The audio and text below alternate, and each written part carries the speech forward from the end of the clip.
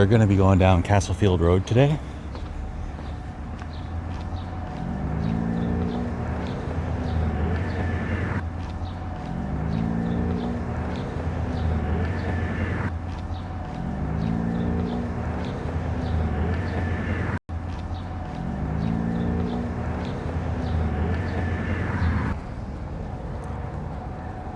Castlefield is kind of broken up throughout its length. It very much so feels like a very long time ago it existed as a contiguous entity. And then over the years, from at least the 50s, it was chopped up and parts of it were lost.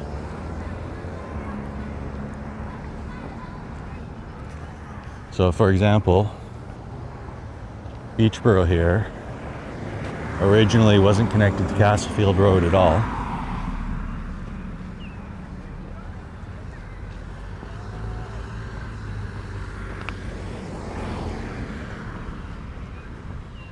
Everything you see around us here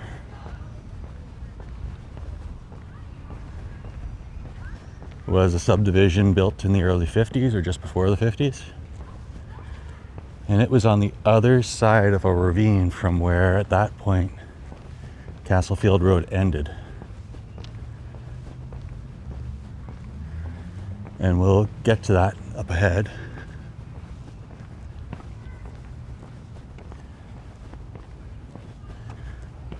But at some point, Castlefield was extended across that ravine, perhaps to provide connectivity through to Keel Street. But when they did that,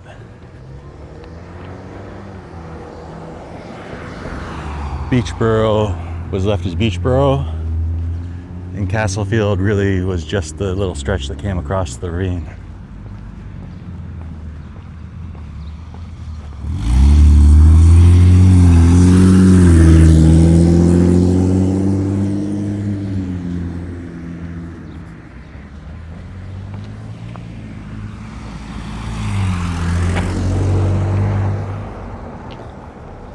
So you've got like very old suburban houses. This one here has been updated a little bit.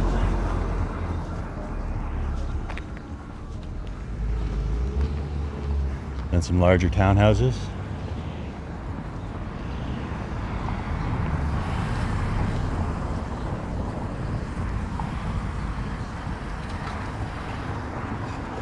This is sort of how the old subdivisions used to be. You get this mix of bungalows. This, I suspect, is a newer building. But you get a mix of like bungalows and little 2-floor townhouses.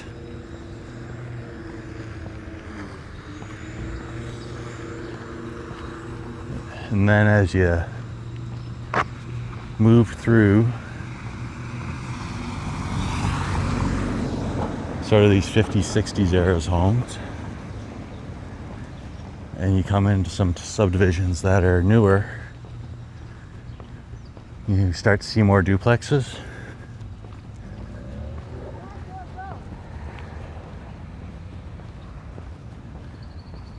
And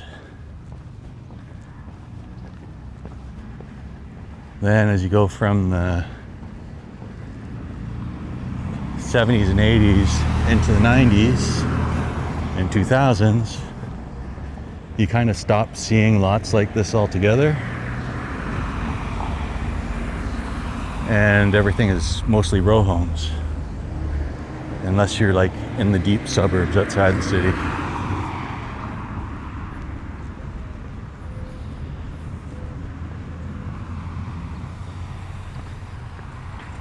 So here we are.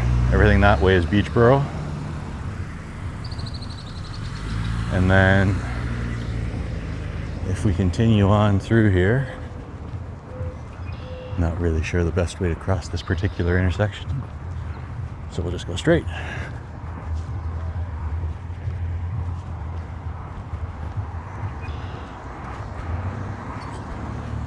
Now we're on Castlefield.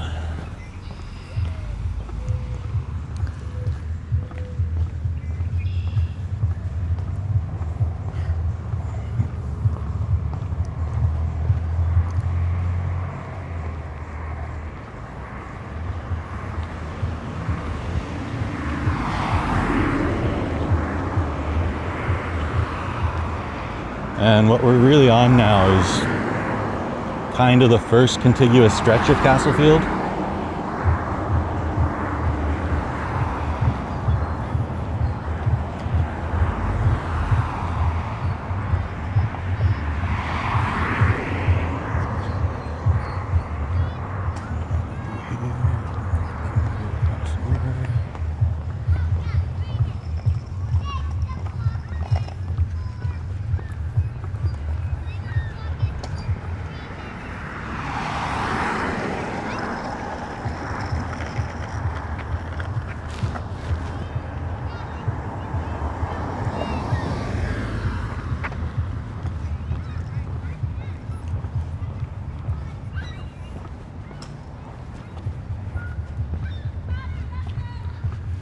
So before these were connected, everything around here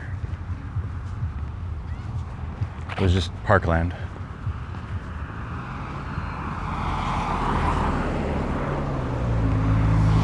And Castlefield used to end right at this corner here.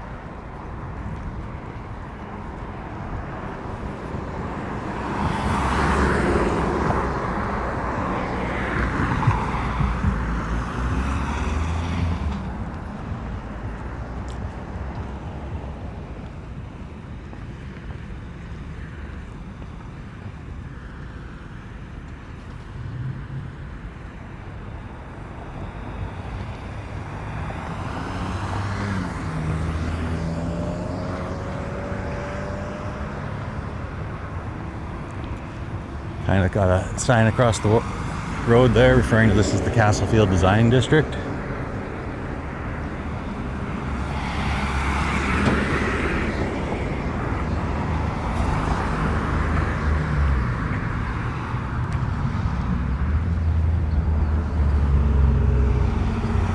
This area is part of a light industrial segment that kind of runs between Keele and Dufferin Street, with its center around Caledonia Road, which we'll get to up ahead.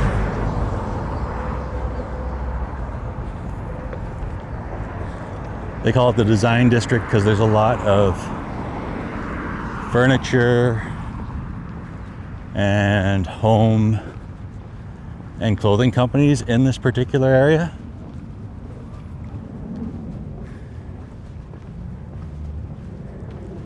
In fact, if we were to go down Caledonia Road itself,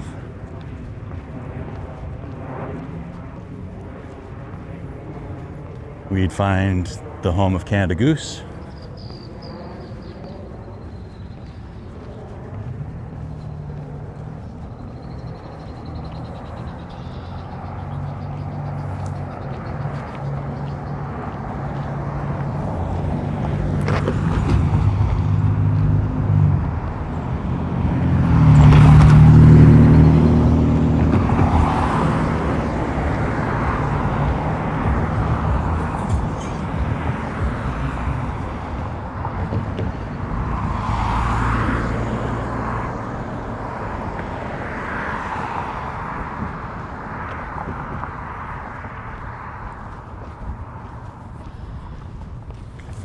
Over there is one of Roots Canadian headquarters.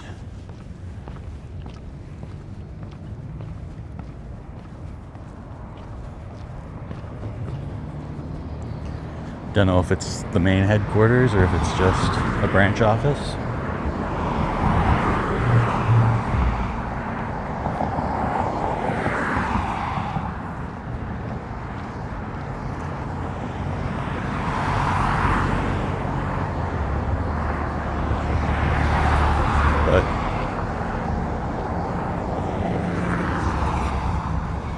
This particular area is Also fallen on some hard times. There's a big honking building just sitting vacant.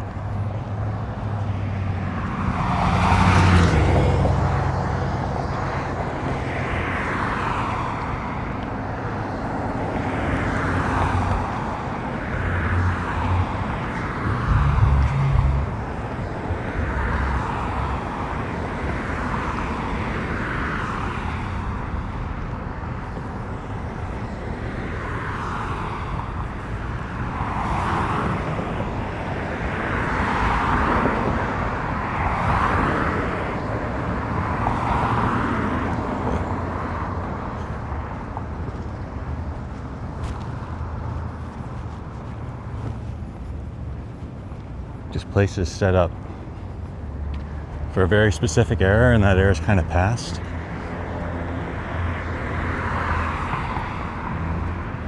People aren't quite sure what to do now that era's past. And the honest truth is, someone probably has to put some thought into what this area needs to look like now.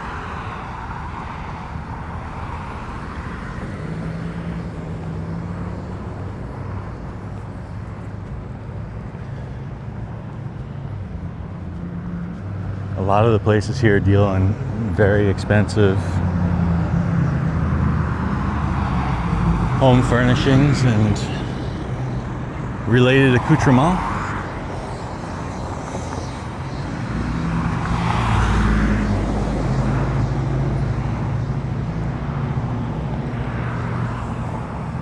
And especially with the current housing market not being in great shape, it would not shock me to see a few more of these places empty out over the next few years.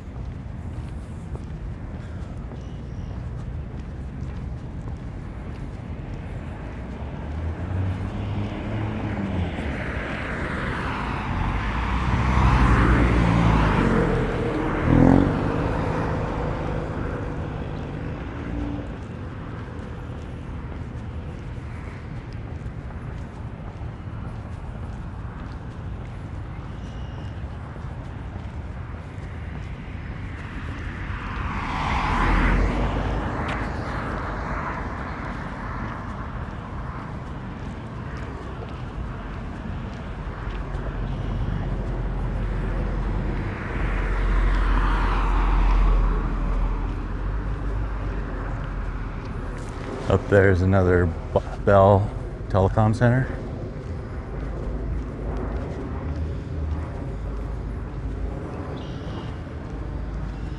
Has a similar, although more basic tower to the one that we saw when we were going down Eglinton East.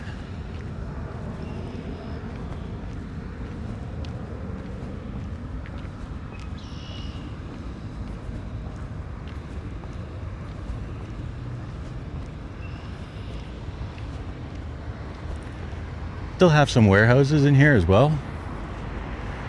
Some of them in some cases have been converted over to condo units. Others are still being used for their purposes. For example, the building to the south of us is actually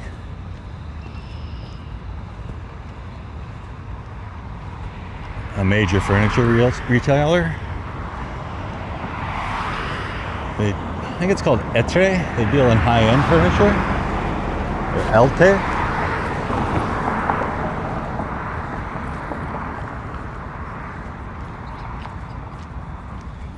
MKT is also a place that's kind of, if you want to spend $6,000 on a sofa, you go to MKT.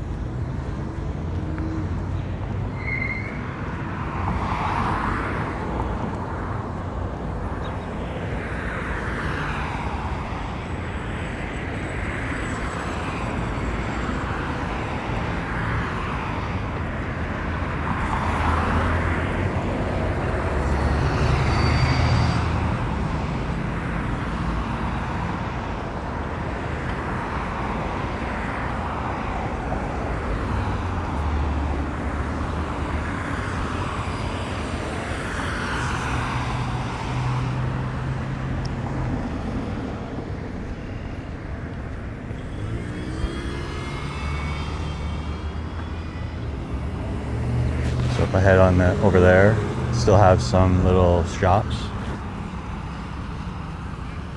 all in the same vein.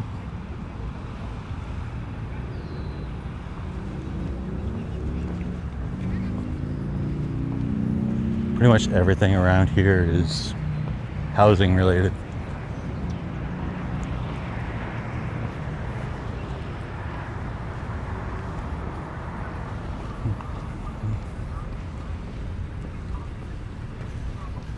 Part of that is because parallel to this, behind this building, is a stretch of the Beltline Trail we've never gone down because it's kind of short. But there used to be rail through the back here.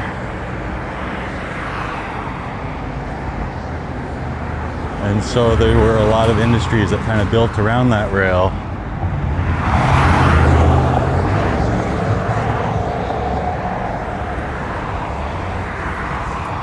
And then as it became cheaper to bring stuff through here by truck,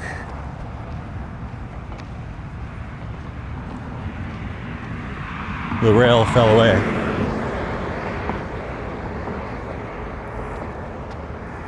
The Beltline was actually the original Circle Line for Toronto, or at least the north edge of it. We used to have passenger train service / commuter train service that would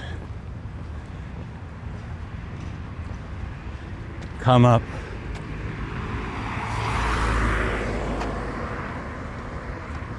the Don Valley, loop up behind Yonge and Eglinton,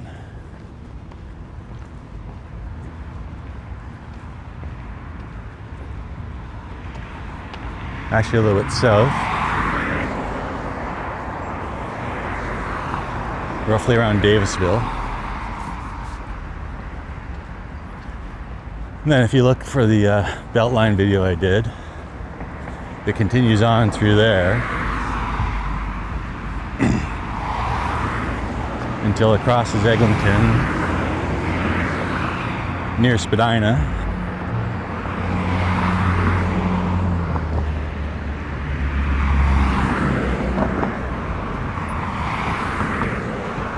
And then ran just north of Eglinton all the way over here to where the Barrie line is.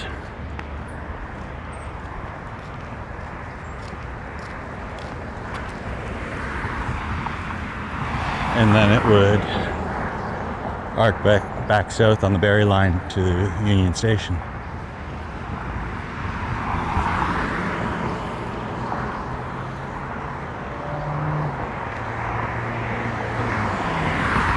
Sadly, the passenger service did not survive much past the 1920s or 30s, I think.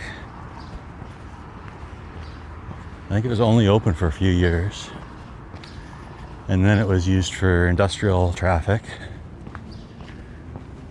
bringing things from the Portlands on the Don up to the factories back here.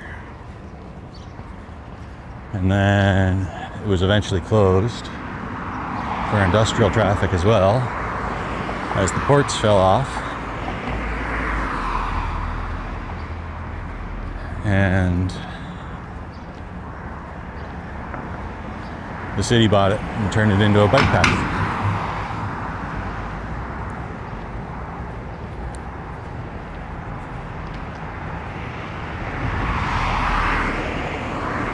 And I'm not necessarily against bike paths, but they got handed essentially the Eglinton Crosstown, and they turned it into a bike path,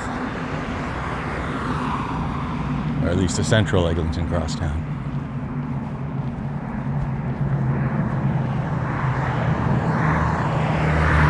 Sometimes we don't put a lot of thought into what we do.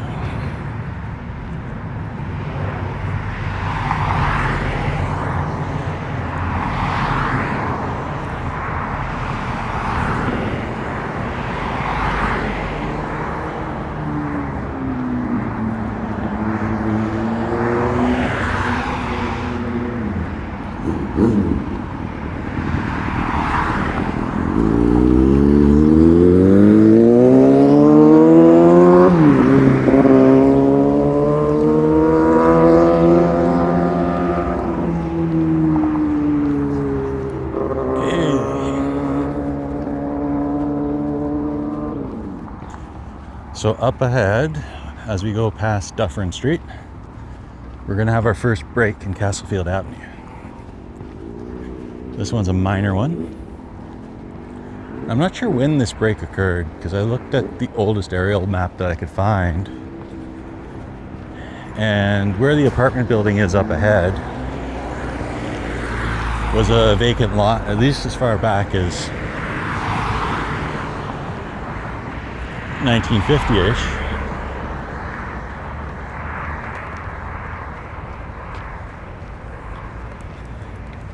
But at some point, either this was never built through,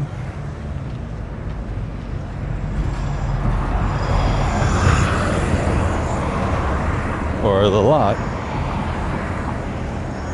for up here was built by someone.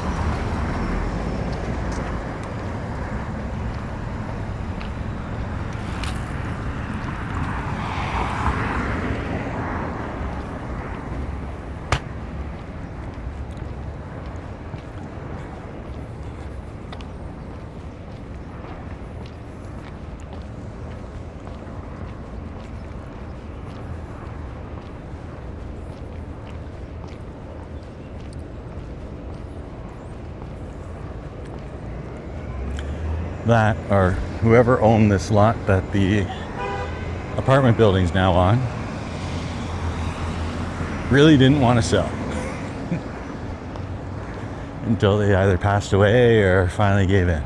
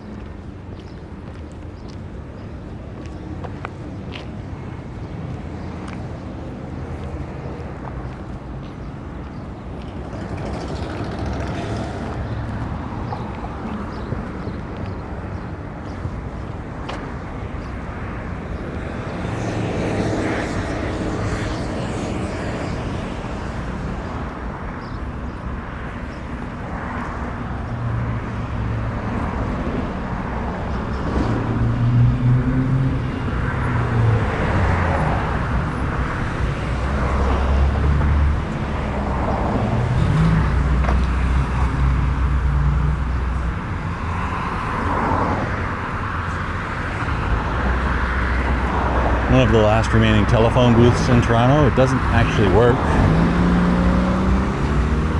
but it's physically still there.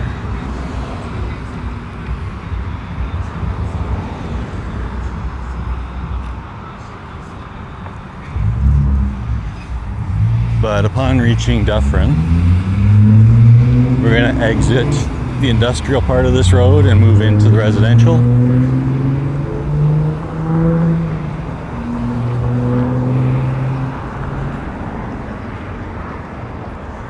Now, the stretch that we're on here for about the next 100 meters or so is still Castlefield Avenue. But as you're about to see, it's going to arc south. Because for whatever reason, as I mentioned, this entire section here was in the way of Castlefield. But what that means is that shortly we're not going to be on Castlefield anymore.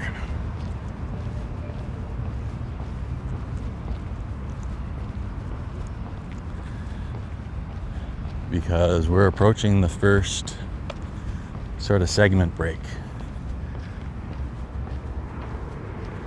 And it's the least, it's the smallest one, we'll say that.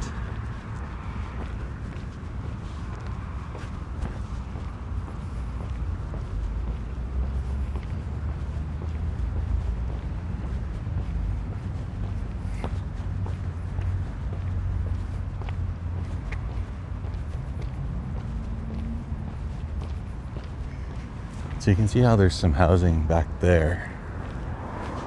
That's technically, if I recall correctly, Roselawn. But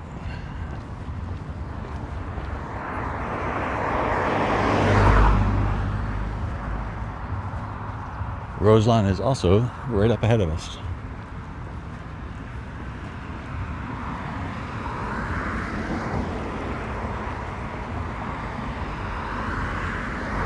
So basically, right at this corner, Castlefield Avenue ends and Roselawn Avenue begins.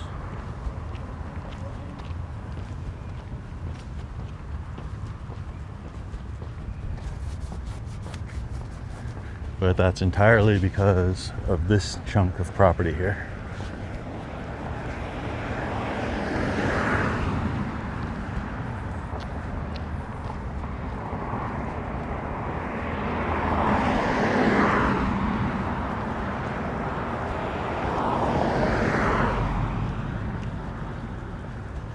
To get back on Castlefield Avenue,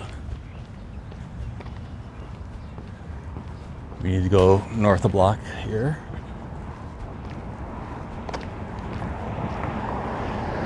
And then we'll be able to keep going down Castlefield.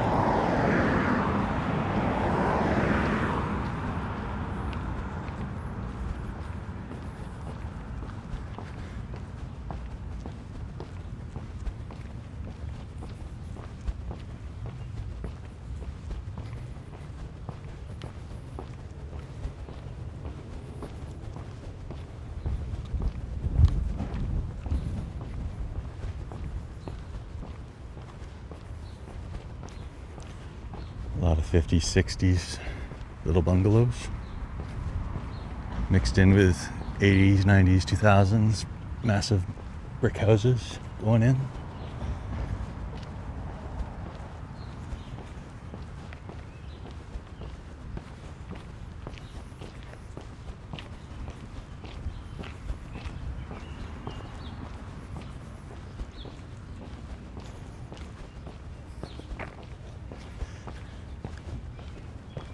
But initially, this was very much a working man's neighborhood. A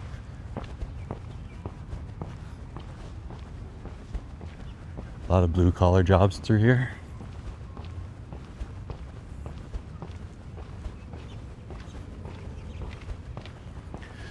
But this is basically now the start of the second section of Castlefield Avenue.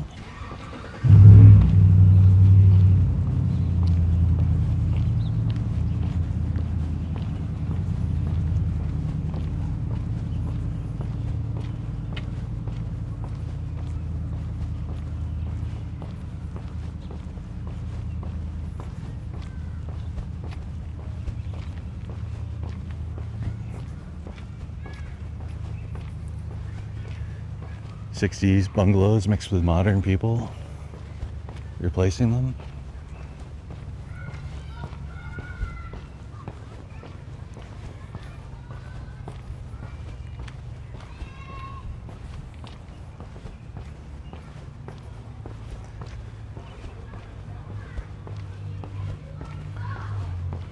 From what I can tell, most of this area was built up in the 50s and 60s, or just before it.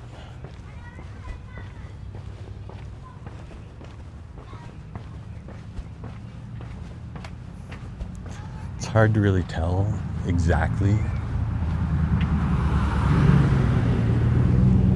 because most of the aerial photography kind of stops at the 1950s. I think there's a few shots in the 40s. But a lot of this still was farmland that was kind of being built out in some of the earlier photography.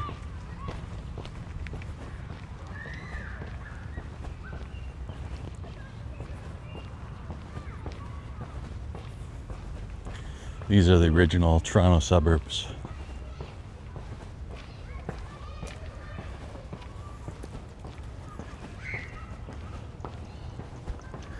I think somebody's having a themed birthday party because everybody on the left is in the same outfit.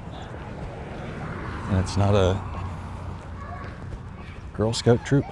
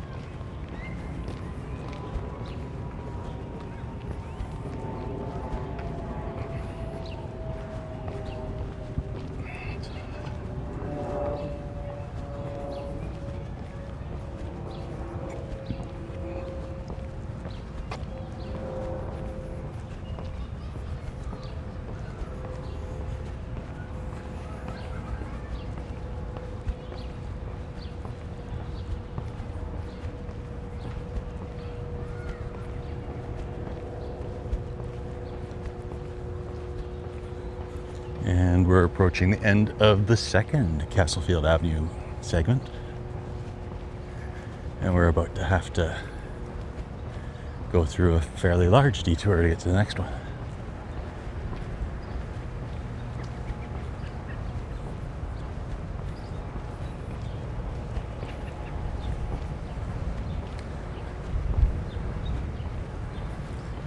The reason for that is because, well, this side of the road is very much an old school blue collar neighborhood. Even though today you'd probably have to be very white collar to afford to live here. We're about to head into one of the most bougie neighborhoods in all of Toronto.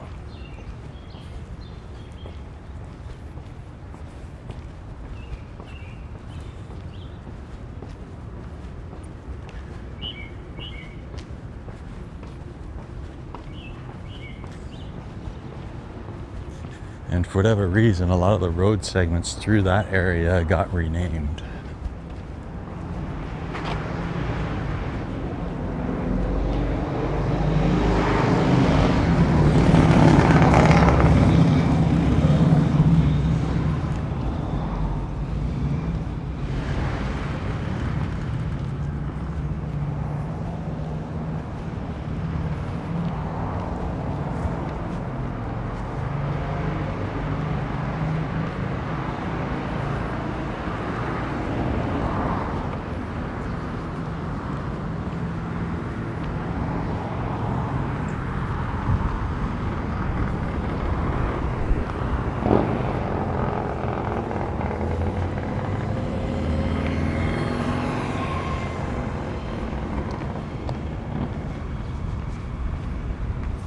Advantage of the fact that there is nobody coming to just get across.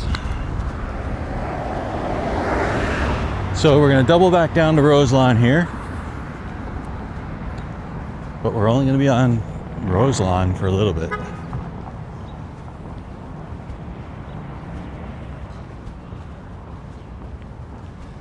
Because once we go across the bridge here, we're going to be in a completely different street altogether.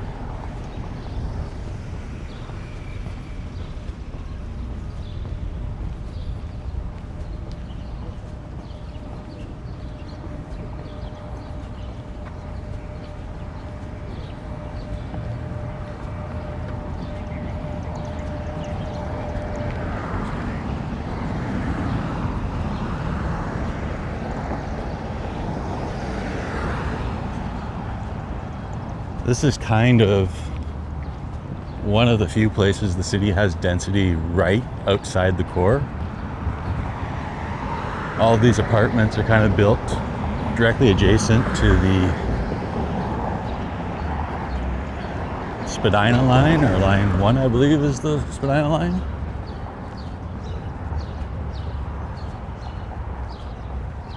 Now, I think because Young Line was built first, it's line 1.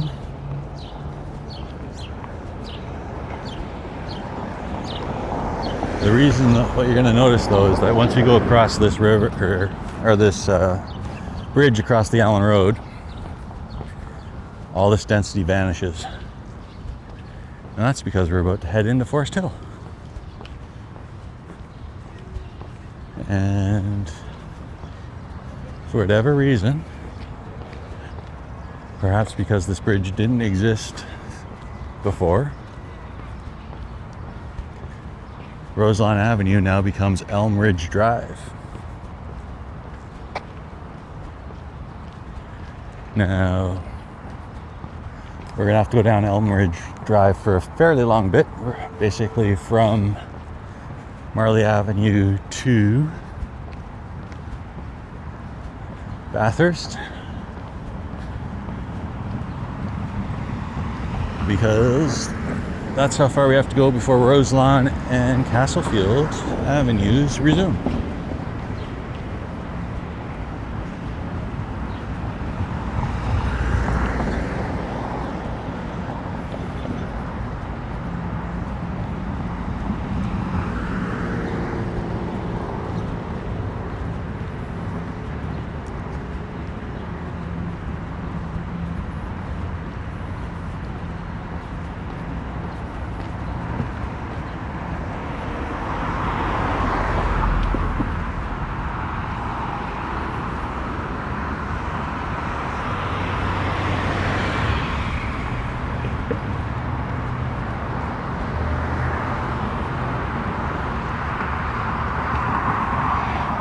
This is Allen Road, or as I like to call it, Toronto's biggest mistake.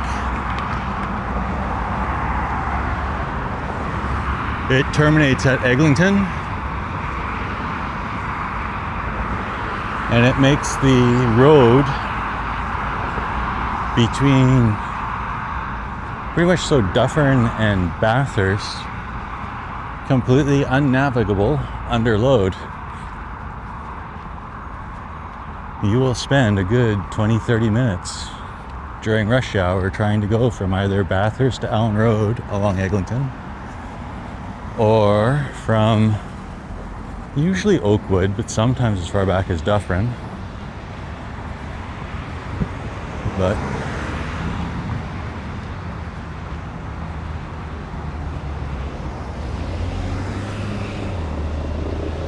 from Oakwood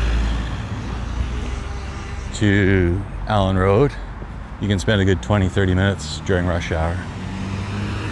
Just people back to back trying to get onto the Allen Road. The intersection's just not really designed to handle the capacity of traffic that's trying to go through it. And there's not really much they can do to fix it. They can't really put some underground bypasses, off ramps in, because the subway's in the way. And they can't go above ground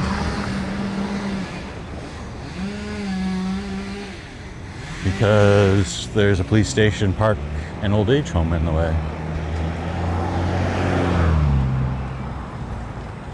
So they can't do any, like, it's not a clean intersection. It's everybody gets boxed up in a very short space in between lights.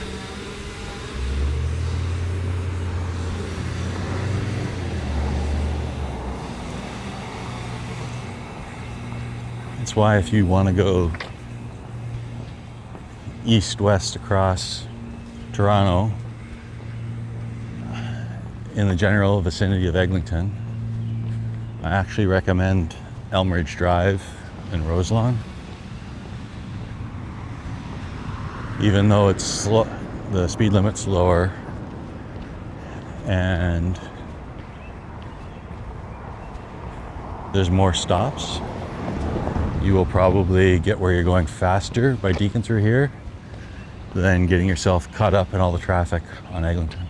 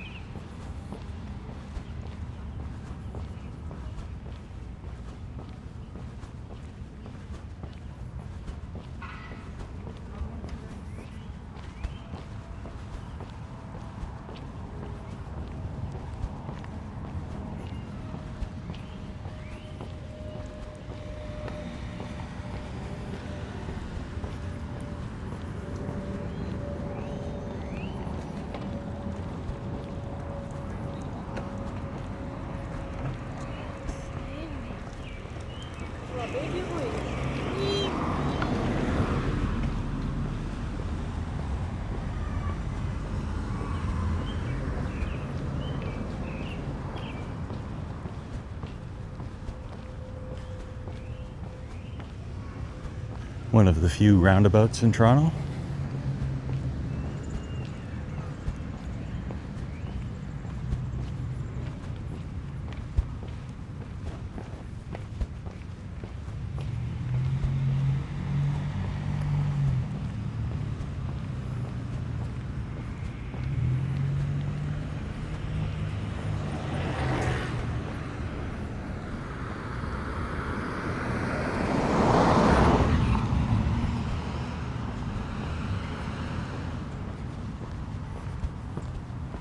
Trees here are still getting ready to kind of bud.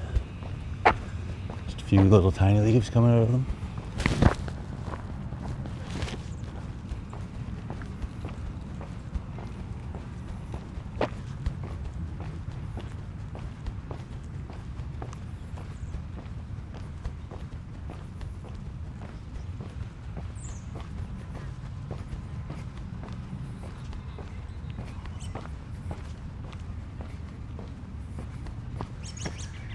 Have some perennials going.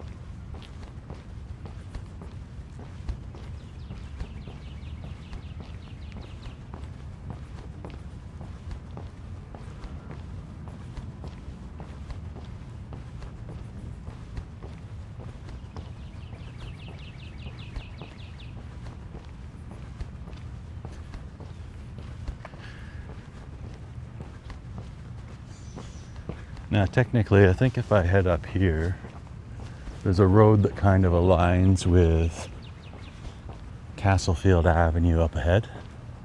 And if it's not that intersection, and I'm pretty sure it's the one up ahead here, we're not going to go up to it because it's not called Castlefield Avenue, but also because I'm pretty sure the intersection up ahead with Bathurst doesn't have any lights. And so it's easy for us to go up to the intersection up ahead here and get across Bathurst there.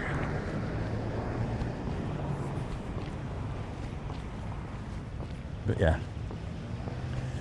We are almost out of Forest Hill.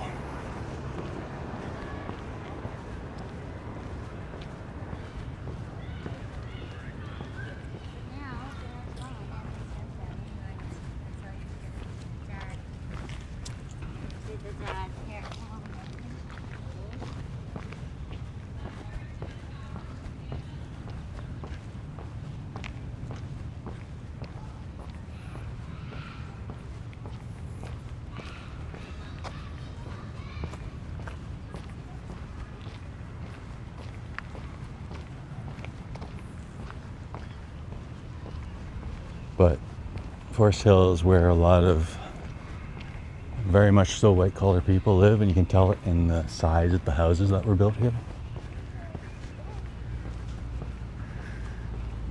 Some of these are the originals. You can see where they've been extended in some parts. For example, I'm pretty sure that garage, just based on the color of the brick versus the rest of the house, was an extension that was added on at some point. Some have had their cells remodeled or completely and totally rebuilt, which is, I suspect, what happened here. This was remodeled because just looking at that house, similar structure.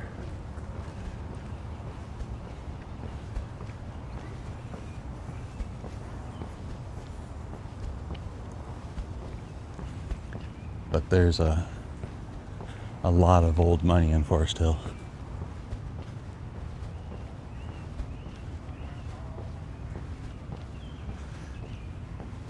Reasonable amount of new money too.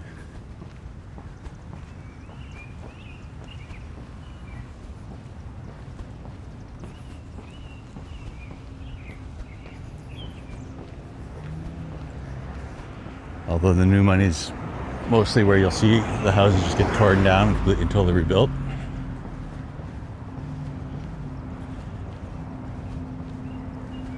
This is where some of Toronto's so-called iceberg houses are being built. The idea that they'll clear one of these houses off the lot and then they'll build like 4 or 5 stories underground and 2 stories above ground so that they stay within the sort of look and feel requirements for the neighborhood. And underground they have like gyms and underground pools and all sorts of stuff.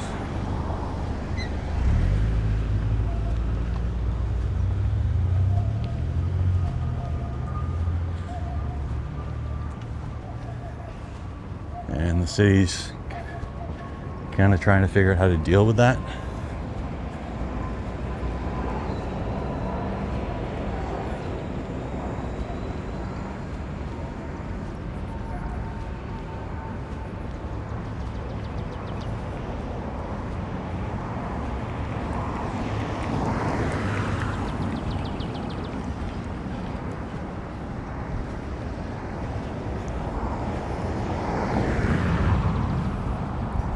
Again, as we come out of Forest Hill, we start to see density pop up again. And then right at Bathurst, Elmridge Drive changes back into Roselawn Avenue and continues all the way over to Yonge Street. But once we can cross the road, Castlefield Avenue also restarts just off Bathurst up north.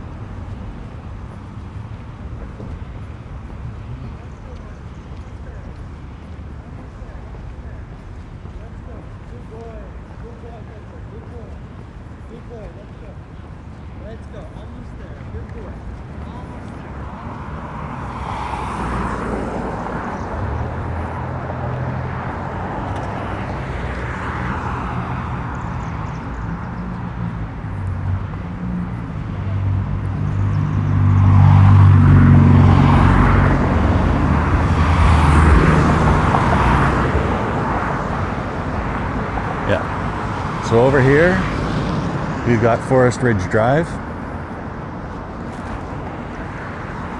And it kind of perfectly aligns up with Castlefield Avenue.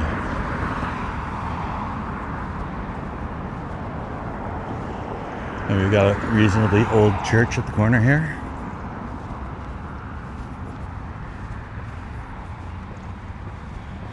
So this is the third and final section of Castlefield Avenue, at least as far as I can find. And from Bathurst, we're gonna go all the way to Yonge Street.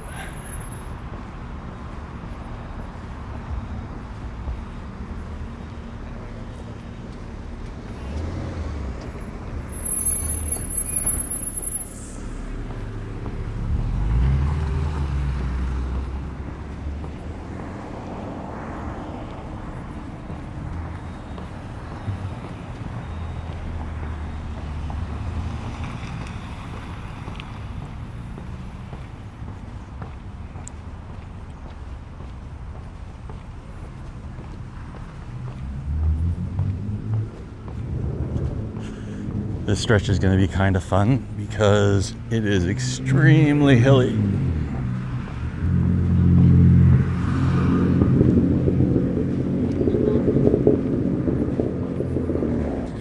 The good news is it doesn't look quite as bad as Roselawn. We'll see what it looks like as we approach Yonge Street.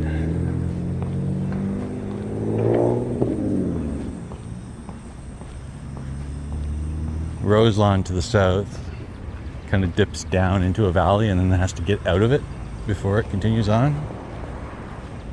Up here it looks like we're able to dodge that a little bit. We're staying a little higher.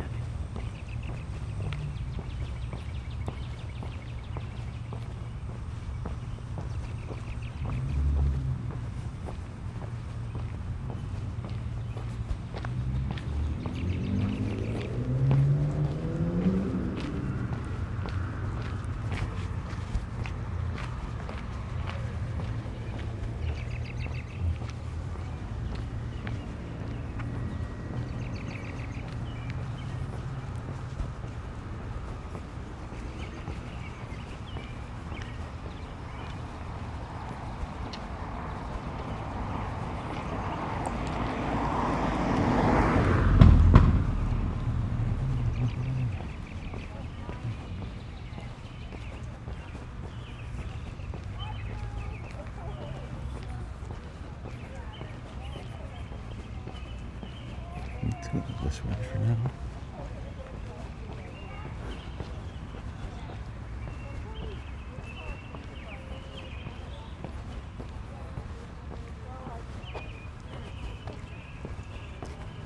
Yeah. A lot of these houses have been rebuilt.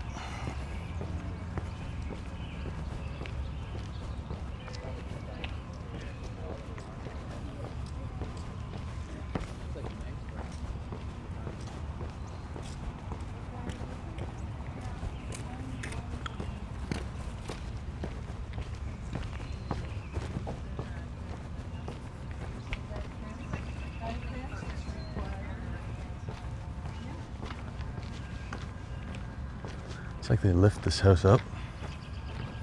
No, it's actually built that way. Give the garage underneath.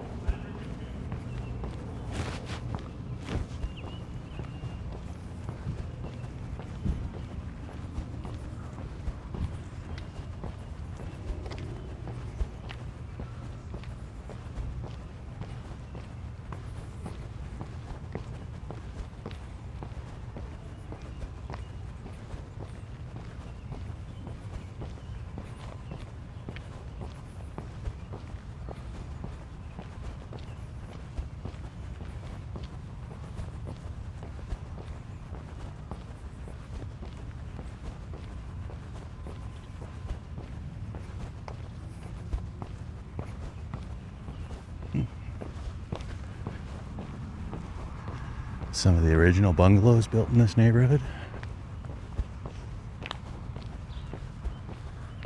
I've run out of sidewalk though.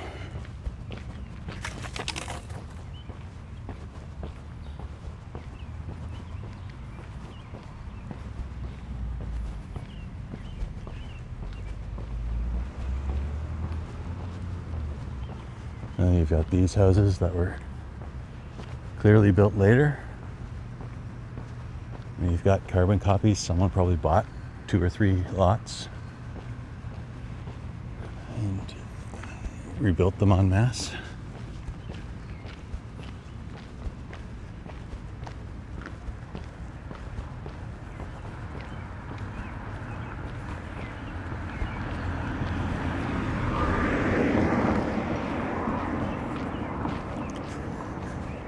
I suspect if I looked at what the houses in this area go for, despite being on the older side,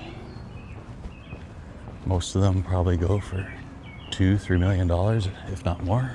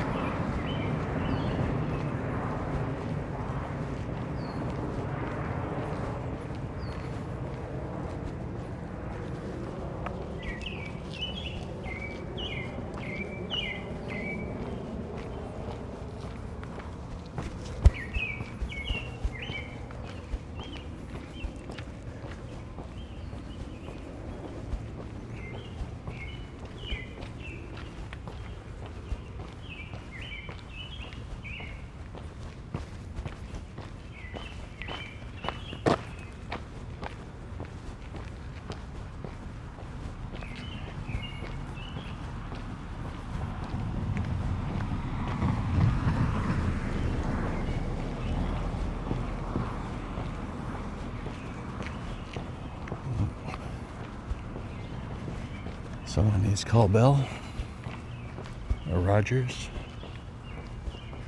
That's not remotely safe.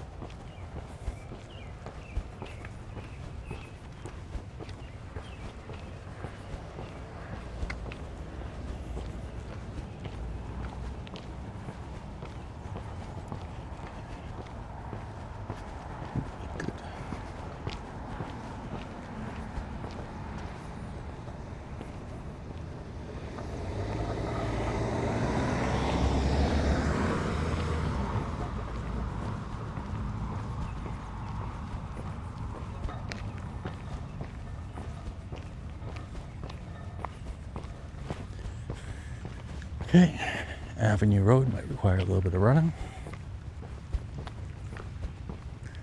Let's see how that goes.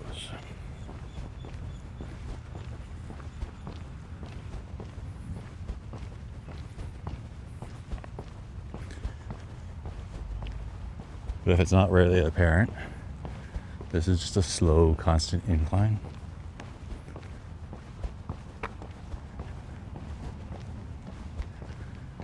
And this is kind of a high point in Toronto. That's why there's a radio tower over there.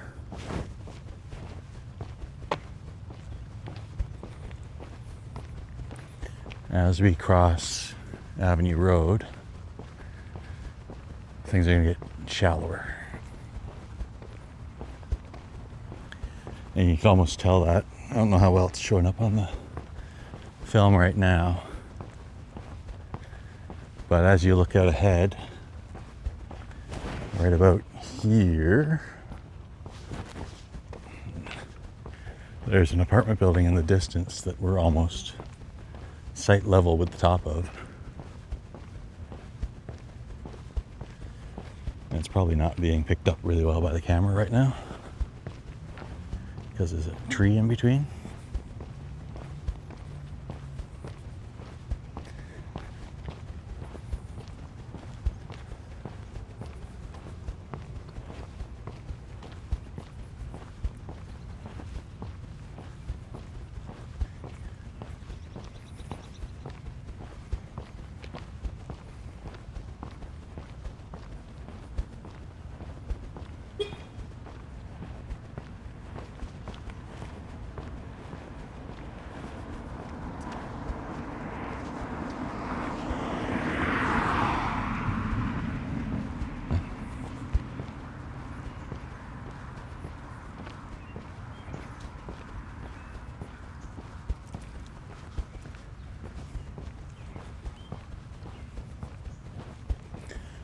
Squirrel coming down the tree behind us.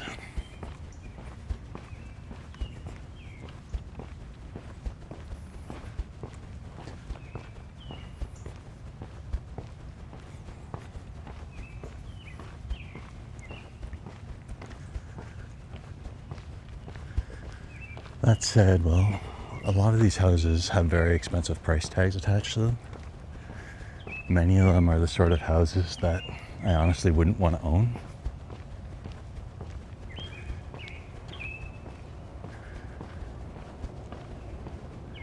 The wiring in a lot of them is out of date.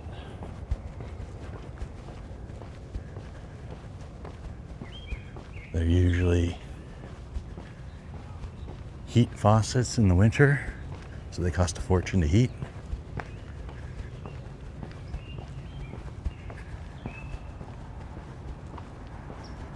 If they haven't had their windows replaced, the windows are just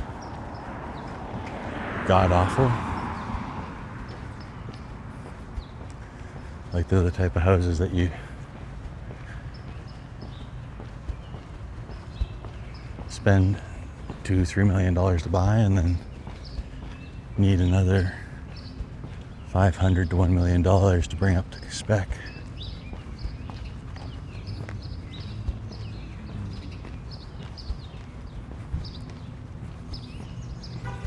That's why a lot of them get bought by very rich people and then replaced entirely.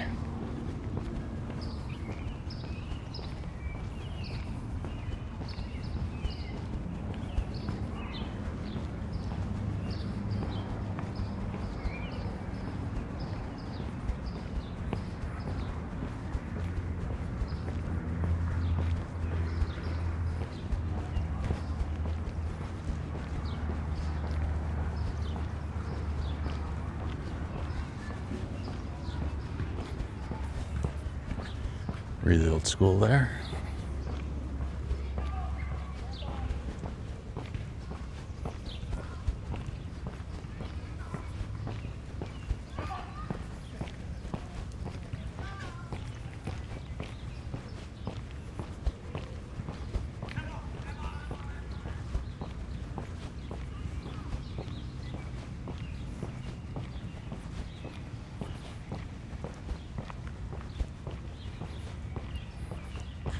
Like even back in Forest Hill when I was a bell tech, I worked some of the houses in there. And I kind of said to them, your internal phone wiring's totally shot. You're going to have to hire a contractor to replace it all. How would you like me to get one phone jack working for you? Because it was just, you'd look outside and there'd be a mesh of the old 3-pair wire, telephone wire outside, exposed to the elements, running up the side of the house with trees and everything growing into it, vines.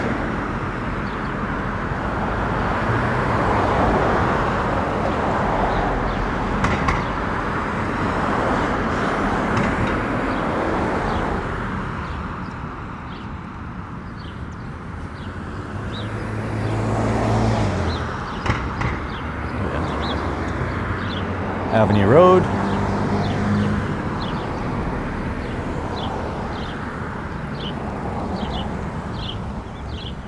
I'll wait for these two cars up here to kind of catch up to the cars in front of me. And then we'll make our way across.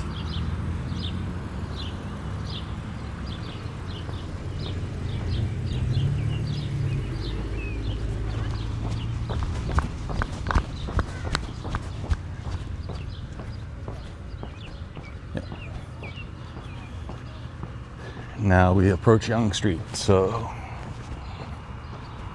we head down the hill.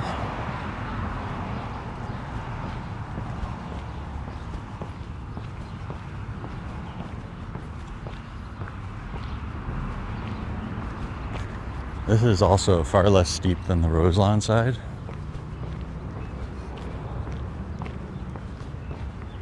So I mean, if you're a cyclist, you have a choice between Castlefield and Roselawn to jump across town, I highly recommend Castlefield.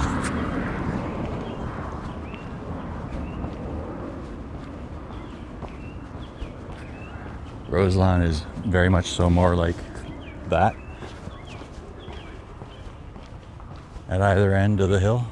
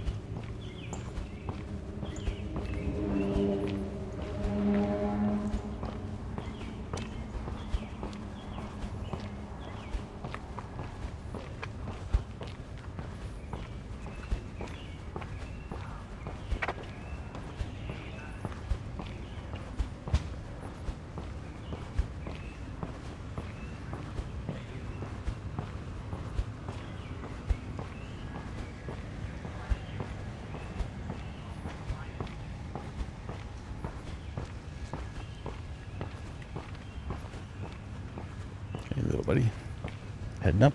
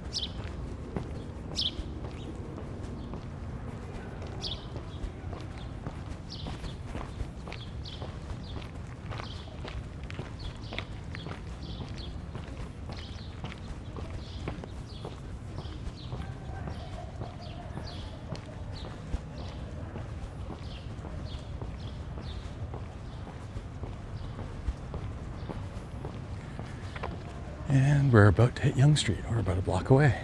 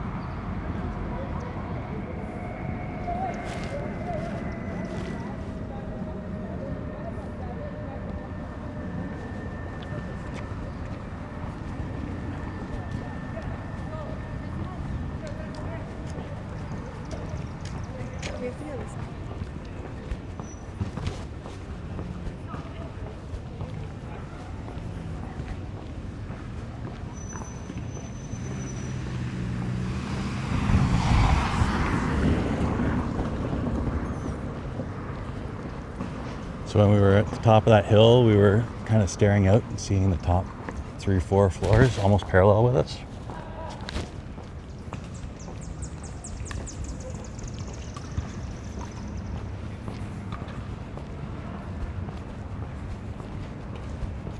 But this is where Castlefield Avenue ends, right at Yonge Street.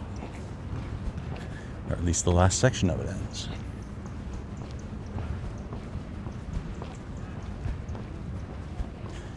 And I'm really kind of curious how what appears to be something that, for the most part, a contiguous line, ended up not being a contiguous line.